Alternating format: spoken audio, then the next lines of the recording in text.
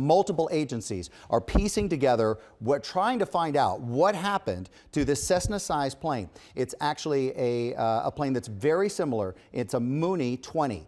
And it's a plane that actually I know very well because my grandfather used to fly a Mooney Ranger. I grew up in this plane. It's a four-seater, very small plane. And of course, that was lost. They lost communication in the Norfolk area around 4:30 this morning. Now, the plane has been located. Joining us by Skype is Coast Guard Lieutenant Matthew Kroll with the Air Station Atlantic City. Hey, Lieutenant, thank you so much for joining us, just so we can understand a little bit more about what a rescue like this entails. So from early this morning, and correct me if I'm wrong at any point here, early this morning, we're getting reports that around that scene, the fog was less than 25 yards visibility. So we're talking about very dense, heavy pea soup fog, and the plane goes missing. What happens from that when you get a call like that?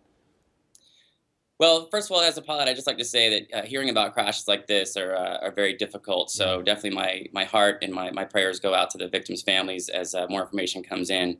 As far as dealing with hazards when you're out flying, the big thing when you're flying is you're trying to get as much information as you can from your surroundings. We call it situational awareness. And a lot of times that plays into factors of why planes crash because you lose your situational awareness. When you have restrictions to visibility or you get what's called task saturated, if you're working so hard just to keep the plane where you want it to be, you start losing that information and you kind of start just losing your situational awareness, which can cause you to make minor errors or to miss that information and you just don't make the right decisions.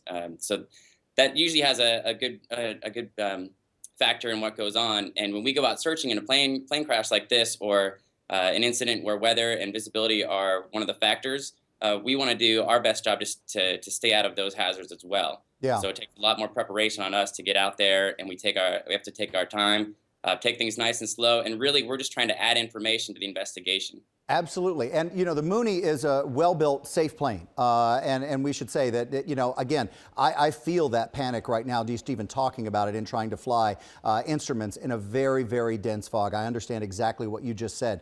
Let's talk a little bit about what the Coast Guard goes into. So if you can't get a helicopter in there to try to get some visual ID on what's going around the area, I know that they launched some boats this morning, but that's got to be difficult in fog as well.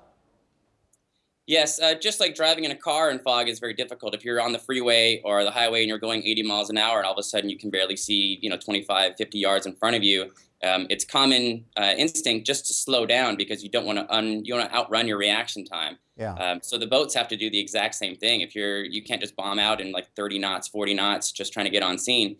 You have to take it nice and easy so you make sure that you can actually get on scene to do the searching. Tragic, tragic situation, and it is just another reminder of how dangerous something that we think can be very simple, like fog, can be. Lieutenant Matthew Kroll, thank you so much for kind of filling us in on what this is like this morning for rescuers to try to get into a scene that is so densely fogged in.